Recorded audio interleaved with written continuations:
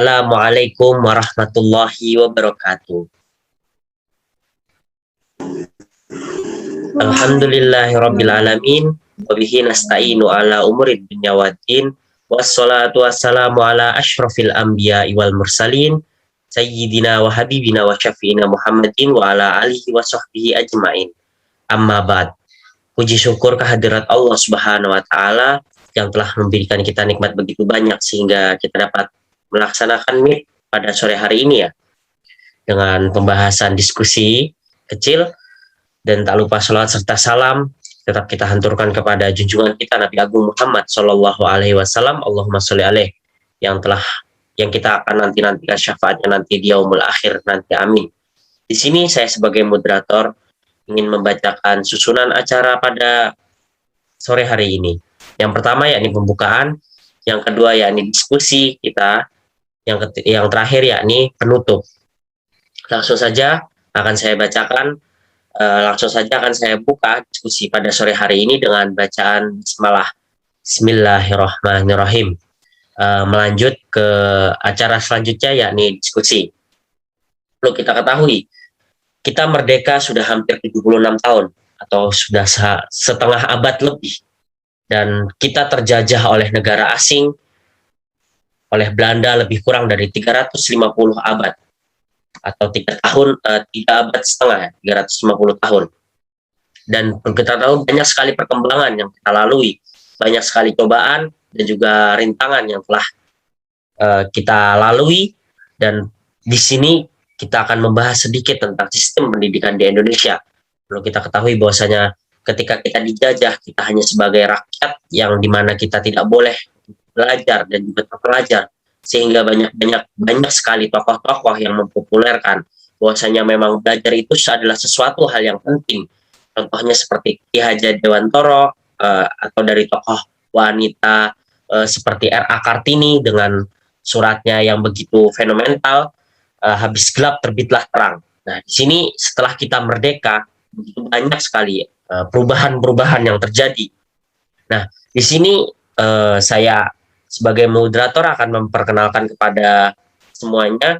Di sini ada para ahli, seperti halnya sebagai Menteri Pendidikan Mbak Cynthia Yuliani, dan juga Ketua dari PGRI Mbak Cynthia Adelia, dan juga perwakilan dari para ahli dari SD Mbak Diah Ayu Farida, dan juga dari para ahli untuk di bidang SMA yakni Mbak Lailatul Rahmah, dan untuk dari bidang para ahlinya yakni dari SMA yakni Mbak Ismi Ayu Fatihah.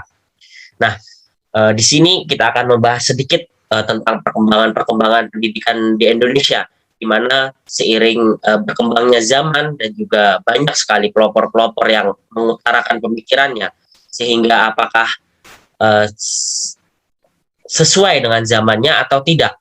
Mungkin langsung akan disampaikan langsung kepada Bu Menteri, kepadanya saya persilahkan. Baik, terima kasih atas kesempatan yang diberikan kepada saya. Kita sudah mengetahui ya bahwa sistem pendidikan di Indonesia secara umum terdapat 3 jenjang sistem pendidikan nasional, atau bisa dikatakan sebagai wajib belajar 9 tahun, dimulai dari SD, SMP, dan SMA. Dalam sistem pendidikan perlu adanya penyesuaian kurikulum sesuai perubahan zaman. Maka dari itu, dari awal muncul kurikulum Indonesia pada tahun 1947 sampai sekarang ini memiliki banyak perubahan, sampai 11 kali perubahan kurikulum. Tujuannya sendiri adalah untuk menyesuaikan keadaan pendidikan sekarang, lalu mengevaluasi kinerja tenaga pendidik, memperbaiki sarana dan prasarana sekolah, dan lain sebagainya. Dengan adanya upaya ini, diharapkan sistem pendidikan di Indonesia bisa lebih bersaing dan mengimbangi negara lain di ASEAN, sehingga peserta didik bisa mendapatkan pendidikan layak yang terbaik. Pada saat ini, kita semua juga mengetahui bahwa gelar tidak menjamin kompetensi. Kita sedang berada di era di mana kelulusan tidak menjamin berkarya dan bekerja. Kita memasuki era di mana akreditasi tidak menjamin mutu, dan kita memasuki era di mana masuk kelas tidak menjamin belajar. Dengan adanya hal tersebut, perlu adanya perubahan agar pendidikan di Indonesia berkualitas dan mampu mengeluarkan generasi-generasi yang berkualitas. Nah, mengapa hal tersebut bisa terjadi? Karena sistem pendidikan di Indonesia belum bisa dikatakan maju. Nyatanya, guru-guru di Indonesia dikekang oleh sistem pendidikan sehingga mereka tidak leluasa untuk berkreasi. Mereka dikekang oleh sistem pendidikan Indonesia selama berpuluh-puluh tahun. Bukan hanya terjadi karena pandemi COVID-19 yang melanda, namun terjadi sejak lama. Ditambah lagi tata kelola satuan pendidikan yang banyak sekali beban administrasinya, sehingga kepala sekolah sulit sekali untuk fokus pada pemenuhan kebutuhan murid. Kita bisa melihat dari angka skor hasil PISA, Indonesia selalu berada di bawah negara-negara lain selama 20 tahun terakhir. Oleh sebab itu, Kemendikbudristek membuat kurikulum baru, yakni kurikulum merdeka, yang merupakan bentuk penyederhanaan kurikulum dalam kondisi khusus atau kurikulum darurat. Jadi, kurikulum merdeka ini merupakan pilihan yang bisa digunakan sekolah. Sementara kurikulum 2013 tetap bisa digunakan sesuai dengan kesiapan sekolah menerapkan kurikulum baru. Di lapangan sedikitnya sudah ada 2.500 sekolah atau sekitar 31,5% sekolah yang sudah menggunakan kurikulum merdeka yang diklaim pembelajarannya lebih sederhana, fokus, dan beban materi lebih ringan. Kurikulum merdeka ini bakal diterapkan pada tahun ajaran baru 2022 atau 2023 mulai dari TK hingga SMA. Bisa mengimplementasikan kurikulum merdeka bertahap berdasarkan kesiapan masing-masing. Seperti yang disampaikan oleh Bu Menteri, bahwasanya dari tahun 1947 hingga sekarang kita mengalami banyak sekali perubahan ya, hingga 11 kali perubahan kurikulum yang tercatat, bahwasanya dan di tahun ini pun dan juga di tahun depan pemerintah memiliki program atau kurikulum baru, yakni Kampus Merdeka, di mana dikatakan sebelumnya bahwasanya di mana kurikulum-kurikulum yang kemarin benar tidak menjamin masa depan seseorang, dan juga seseorang yang berada di kelas tidak menjamin dia akan belajar.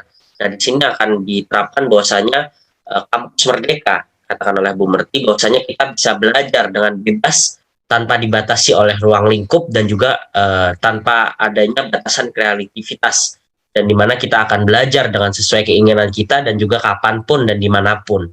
Dan mungkin seperti itu penyampaian dari Bu Menteri, dan juga ini ada penyampaian dari Ketua dari PGRI. Untuk Bu Cynthia, saya persilahkan. Baik, terima kasih atas waktu yang telah diberikan kepada saya. Berbicara tentang pendidikan.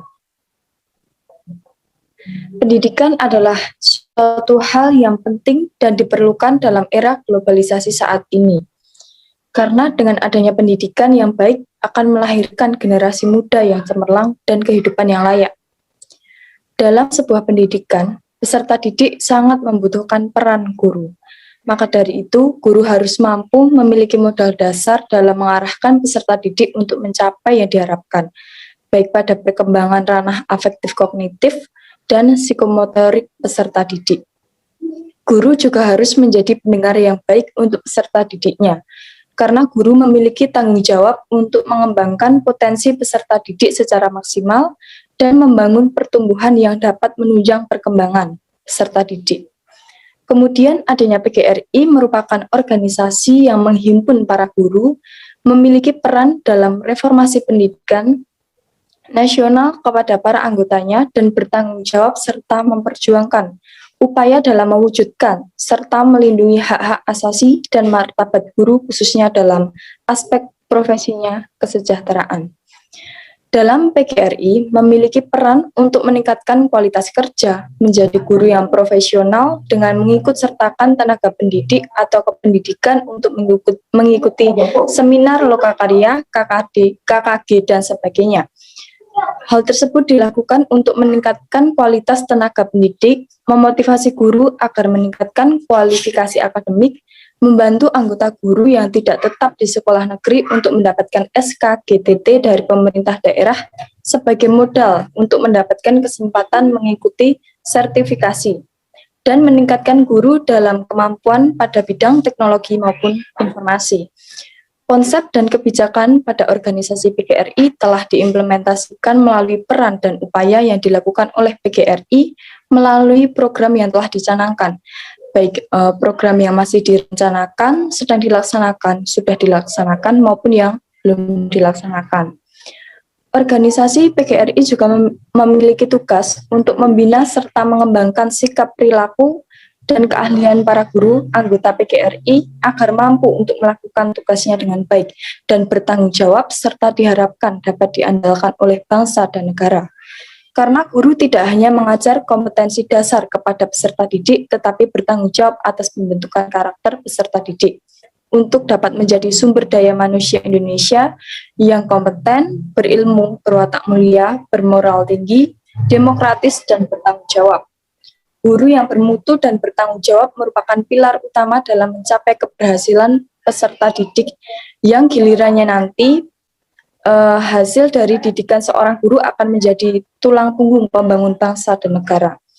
Sekian penjelasan dari saya kembalikan kepada moderator. Oke, terima kasih diterangkan bahwasanya memang seorang guru adalah pilar dasar untuk mendidik oleh peserta didik.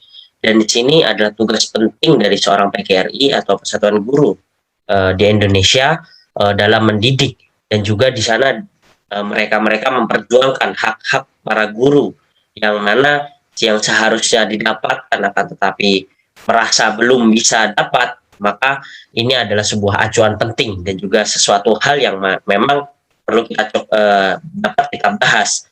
Dan di sini saya akan mempertanyakan kepada para ahli, mungkin ingin menanggapi tentang situasi dan juga kondisi yang kalian hadapi atau kalian hadapi di masa kini. Bagaimana tantangan dan juga apa saja yang memang perlu diperbaiki, atau mungkin nanti ada kritik dan juga saran. Maka dari itu saya persilahkan.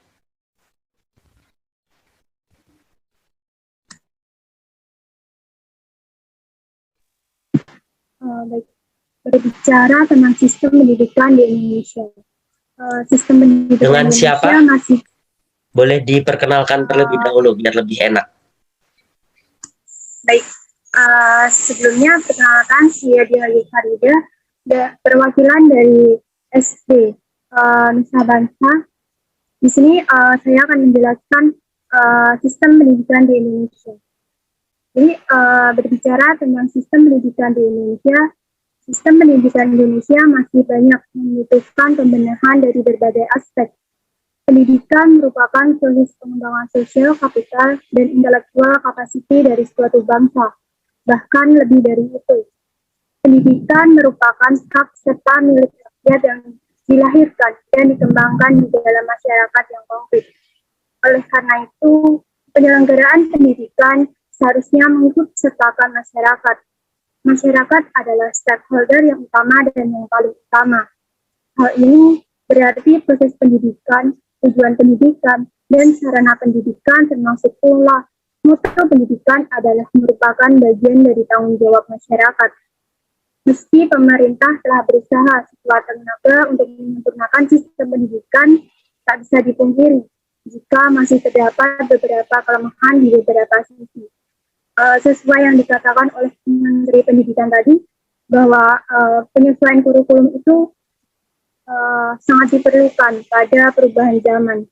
Tujuannya untuk menyesuaikan keadaan pendidikan sekarang, mengevaluasi kinerja tenaga pendidik, memperbaiki sarana dan prasarana yang dapat memenuhi pola dan sifat-sifat integrality, holistik, continuity, dan konsistensi, serta dapat memenuhi kebutuhan peserta didik dan pengembangan iptek. Karakteristik itu dapat diketahui karena terjadi pemanunggalan yang fungsional dalam bidang studi, bukan secara dikotomi. di mana ada pemisahan antara ilmu pengetahuan dan karena itu sebagainya materi ajar untuk antara ilmu-ilmu pengetahuan bersumber dari nilai-nilai agama dan berkembang melalui metode pembelajaran yang tepat. Di samping itu, pendidikan hendaknya dilangsungkan secara demokratis, di mana setiap warga negara memperoleh kesempatan yang sama untuk belajar dan menyelenggarakan usaha-usaha pendidikan. Peranan guru yang profesional dalam pendidikan amat sangat diperlukan. Sesuai yang dikatakan oleh Ketua PGRI, bahwa PGRI adalah salah satu organisasi yang memiliki peran strategis dalam reformasi pendidikan nasional. Guru memiliki tanggung jawab untuk mengembangkan potensi peserta didik secara maksimal dan membangun pertumbuhan yang dapat menunjang perkembangan peserta didik. Pendekatan dan metodologi pembelajaran menempatkan guru sebagai motivator, fasilitator, dan dinamisator murid dalam mencari dan menemukan ilmu. Sistem pendidikan nasional kita sekarang memang sedang beranjak menuju perubahan. Demikian pula perubahan tersebut tidak dapat dalam sekali waktu langsung memperlihatkan hasil yang dapat dirasakan. Karena pembangunan sektor pendidikan merupakan investasi jangka panjang yang hasil-hasilnya dapat dirasakan dalam dekade-dekade berikutnya. Upaya yang dilakukan ini memberikan peluang agar nantinya mutu pendidikan kita tidak terlalu jauh tertinggal dari mutu pendidikan negara-negara tetangga. Untuk itu, untuk kedepannya kita harus menempatkan sektor pendidikan sebagai skala prioritas agar harapan tersebut dapat terwujud. Dan yang dapat saya sampaikan, untuk selanjutnya saya kembalikan kepada moderator. Bisa ditangkap dari perkataan para ahli tadi, dari perwakilan dari SD Nusa Bangsa. Ini mungkin bisa menjadikan kritik dan juga saran masukan untuk Menteri Pendidikan, bahwasannya memang di negara kita mutu kualitas pendidikan memang masih rendah, dan di sini mendapatkan saran di mana kita bukan hanya belajar tentang teori, akan tetapi peran masyarakat dan juga lingkungan di sekitar itu juga dibutuhkan. Karena bila kita hanya belajar tentang teori, maka kepekaan akan sosial akan merasa kurang.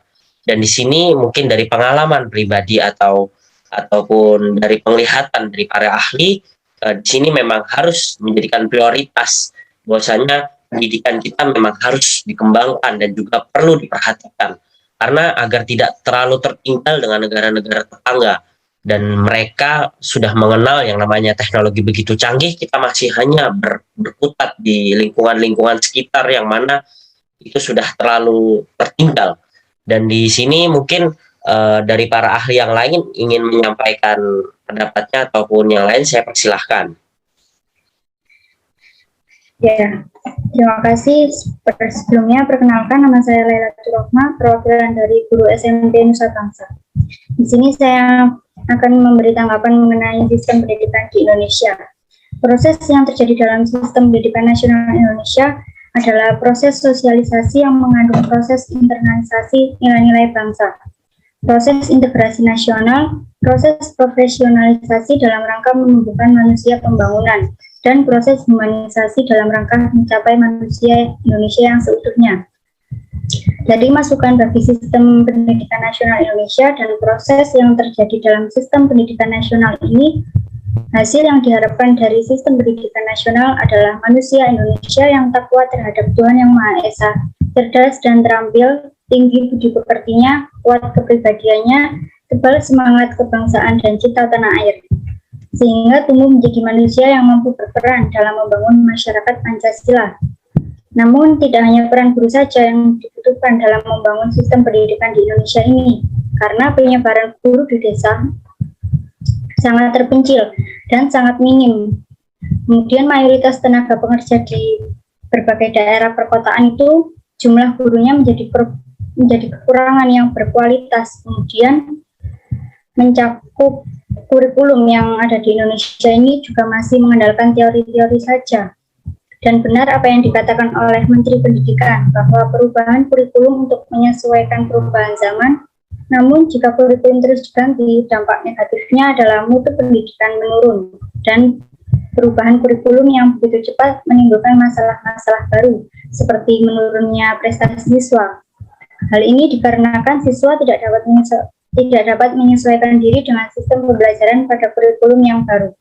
Nah, kemudian di sini Menteri Pendidikan apakah bisa untuk segera memperbaiki dan mencari solusi yang paling baik? Ya, begitu saja. Terima kasih. Seperti disampaikan oleh ahli dari SMP Ruas Bangsa, bahwasanya memang kita terlalu banyak berganti kurikulum sehingga laju percepatannya belum bisa dilihat bagaimana mutu, apakah ini semakin meningkat ataupun stabilitasnya atau menurun. Dan di sini bukannya memecahkan suatu persoalan, namun malah justru menambah persoalan-persoalan baru yang perlu diselesaikan. Selesai satu masalah saja belum kelar, malah menambah masalah yang baru. Nah, mungkin di sini dari penyampaian para ahli dari guru SMP Ruas Bangsa ini menyampaikan bahwasanya kita mengedepankan juga asas-asas Pancasila, yakni ketuhanan yang Maha Esa, di mana nilai-nilai di situ kita dapat menerapkan dalam mutu kualitas pendidikan. Mungkin dari Menteri Pendidikan ada yang ingin ditanggapi atau seperti apa, saya persilahkan. Baik, terima kasih. Saya akan menanggapi pernyataan dan pertanyaan dari perwakilan guru SMP. Jadi terkait tentang kurikulum yang mengandalkan teori saja, kita juga mengetahui bahwa mengandalkan teori tidak bisa menjamin acuan untuk sukses di masa depan. Buktinya, dari zaman ke zaman, banyak hal baru yang tidak dipelajari dalam sekolah, namun hal tersebut sangat penting bagi masa sekarang. Contohnya seperti dengan adanya konten kreator di YouTube, hal tersebut tidak diajari oleh sekolah, dan konten kreator muncul baru-baru ini, sekitar tahun 2007-2008-an. Dan hal tersebut tergolong baru. Terbukti metode menghafal bukan suatu hal yang efektif bagi pendidikan sekarang, melainkan yang terpenting adalah pemahaman tentang suatu hal.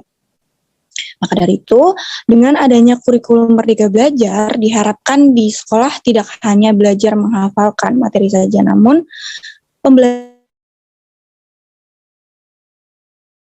melalui kegiatan proyek memberikan kesempatan lebih jauh kepada peserta didik untuk secara aktif mengeksplorasi isu-isu aktual, misalnya isu lingkungan, kesehatan, dan lainnya, untuk mendukung pengembangan karakter dan kompetensi sesuai profil Pancasila, sehingga peserta didik mempunyai pemikiran yang kritis terhadap fenomena yang ada. Dan ini sangatlah penting. Dan terkait perubahan kurikulum dari pemerintah, juga tidak memaksakan untuk berganti langsung ke kurikulum yang baru. Pemerintah memberikan 3 opsi, yaitu yang pertama, jika sekolah belum siap dengan kurikulum baru, maka bisa menggunakan kurikulum 2013 secara penuh. Lalu pilihan yang kedua, kurikulum darurat, yaitu kurikulum 2013 yang disederhanakan, dan jika sekolah sudah siap, maka bisa menggunakan kurikulum Merdeka Belajar. Nah, kurikulum Merdeka Belajar ini mempunyai keunggulan, yakni sangat bagi pendidikan di Indonesia karena pada kurikulum ini fokus pada materi yang esensial dan pengembangan kompetensi peserta didik pada fasenya. Belajar menjadi lebih mendalam, tidak terburu-buru, dan menyenangkan, sehingga peserta didik akan jauh lebih nyaman untuk belajar. Di kurikulum ini tidak ada program peminatan di SMA. Peserta didik memilih mata pelajaran sesuai minat, bakat, dan aspirasinya. Untuk guru, mereka mengajar sesuai tahap pencapaian dan pengembangan peserta didik. Dan sekolah memiliki wewenang untuk mengembangkan dan mengelola kurikulum dan pembelajaran sesuai dengan karakteristik satuan pendidikan dan peserta didik.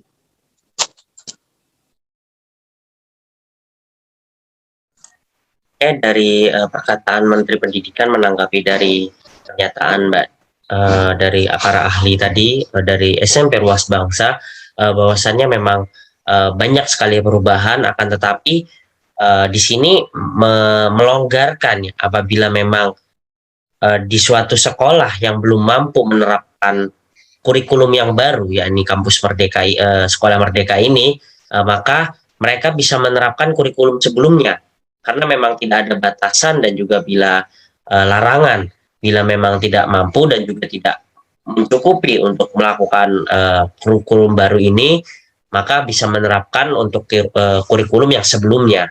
Dan di sini mungkin dari para ahli lainnya ingin menanggapi atau menambahi, saya persilahkan.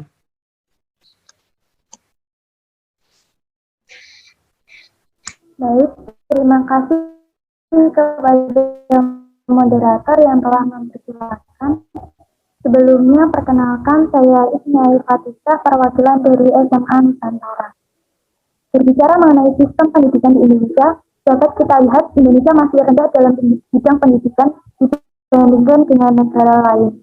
Masih banyak hal yang perlu dikaji agar Indonesia dapat dikatakan menjadi negara yang maju dalam bidang pendidikan. Seperti yang diketahui, generasi anak muda akan tumbuh dan berkembang dengan pendidikan. Anak tersebut akan membawa pendidikan ke dalam dunia kerja maupun dunia yang akan mendatang. Pendidikan sangat berperan penting dalam bangsa ini. Penyebab rendahnya masalah mutu pendidikan di Indonesia antara lain adalah masalah efektivitas, efisiensi, dan standarisasi pengajaran. Pendidikan yang tidak merata atau pemerataan pendidikan tidak terjadi. Rendahnya relevansi pendidikan dengan kebutuhan dan mahalnya biaya pendidikan. Nah, dengan ini kita sebagai tokoh penting dalam pendidikan dituntut untuk memikirkan dan mengkaji hal-hal tersebut. Peran PGRI juga sangat penting untuk mengatasi masalah ini. Karena wewenang dari PGRI sendiri, menurut Ketua PGRI yang baru saja disampaikan adalah meningkatkan kualitas guru, membina serta mengembangkan sikap perilaku dan keahlian para guru. Namun pada kenyataannya masih banyak guru-guru yang kualitasnya masih belum sesuai dengan yang diharapkan. Lalu banyak guru yang gaptek akan teknologi. Dan ditambah lagi, kurikulum yang selalu berganti membuat guru mau tidak mau mempelajari lagi kurikulum yang baru. Itu tidaklah mudah. Dan bagaimana dengan guru-guru yang terbilang sudah berumur? Mereka semua juga masih kesulitan beradaptasi dengan kurikulum baru yang mengandalkan teknologi masa sekarang. Dan menurut saya peran PGRI sangatlah penting dalam hal ini. Dan kurikulum yang baru ini juga mengandalkan kreativitas guru dalam mengajar, di mana kenyataannya di lapangan tidak semua guru kreatif dalam mengajar. Masalah-masalah pemerataan sendiri mungkin dapat diatasi oleh pemerintah pusat. Nah, upaya dari kita sebagai seorang guru salah satunya melakukan peningkatan kualitas guru, peningkatan dalam hal materi, peningkatan dalam pemakaian metode, peningkatan sarana, dan yang terakhir adalah peningkatan kualitas belajar. Dengan upaya tersebut, maka diharapkan dapat membantu berkembangnya pendidikan di Indonesia. Sekian yang dapat saya sampaikan. Saya kembali. Oke, ini mungkin ada kritik dan juga masukan dari ahli, bahwasanya dari SD Tulang Bangsa, bahwasanya banyak sekali tidak pemerataan. Ini mungkin masukan untuk PGRI ya, di mana tidak semua guru itu memiliki sesuatu yang sama. Disinilah terjadi ketimpangan atau tidak ratanya, seperti halnya kreativitas ataupun dalam hal pendidikan. Dan di sini antara guru yang berada di SD dan berada di pedesaan dan juga di perkotaan ini akan sangat berbeda. Dan di sini mungkin dari PGRI apakah ingin menanggapi atau dari para ahlinya ingin menyampaikan, saya persilahkan.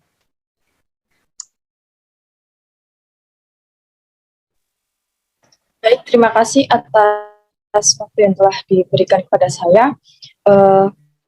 Untuk menanggapi tentang masalah-masalah tersebut dapat diatasi dengan aplikasi yang menyediakan berbagai referensi bagi guru untuk terus mengembangkan praktek mengajar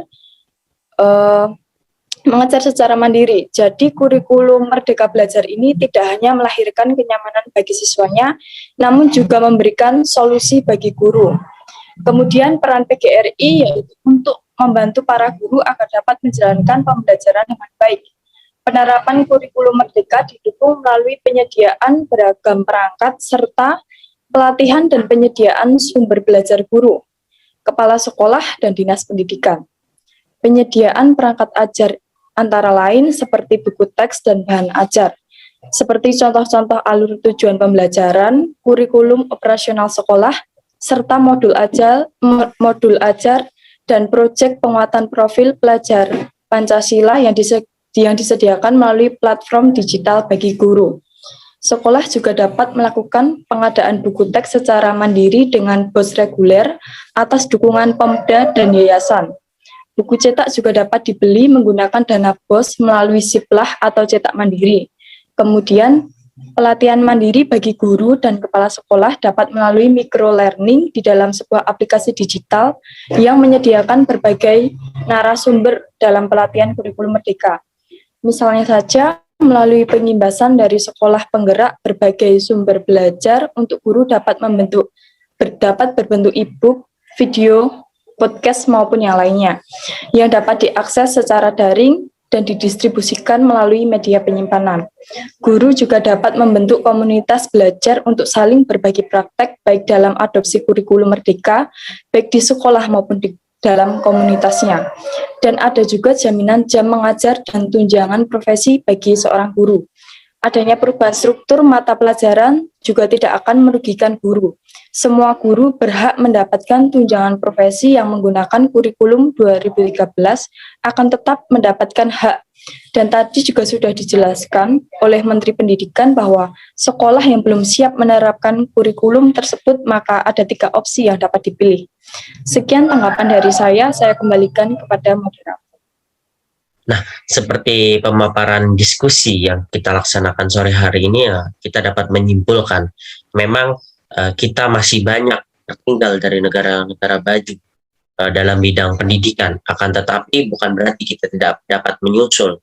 Dan di sini kita memerlukan peranan penting, bukan saja dari pemerintah, tetapi juga dari para ahli dan juga tenaga pendidik, di mana di sini kita harus mempererat dan juga mempersatukan bagaimana caranya kita dapat mengembangkan pendidikan kita agar bisa lebih jauh dan juga lebih maju banding dengan negara-negara yang lain.